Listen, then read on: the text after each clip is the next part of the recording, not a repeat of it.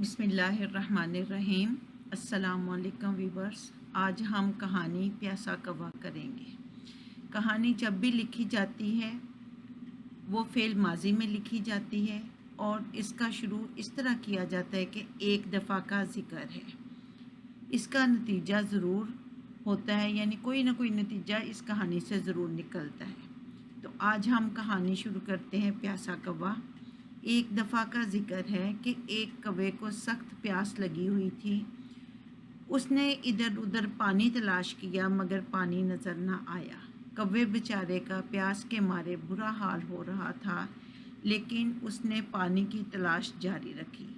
अचानक उसका गुज़र एक बाग के करीब हुआ।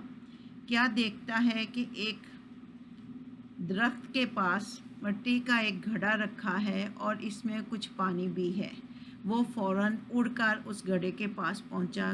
कौवे ने घड़े पर बैठकर पानी पीने के लिए जब अंदर मुंह डाला तो उसकी चोंच पानी तक ना पहुंच सकी, क्योंकि एक तो घड़े का मुंह तंग था, दूसरा इसमें पानी बहुत थोड़ा था।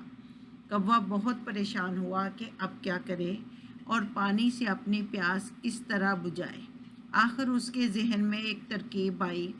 उसने इधर उधर से छोटी छोटी कंकरियां जमा करनी शुरू कर दी और फिर वो कंकरियों को एक एक करके घड़े में डालने लगा।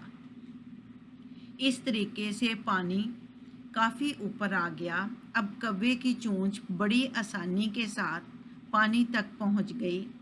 उसने खूब पानी पिया और उड़ गया। नतीजा, जो कोशिश करता है उसे कामयाबी ज़रूर मिलती है। उम्मीद है कि कहानी की आपको समझ आ गई होगी। दुआओं में याद रखिएगा। अल्लाह।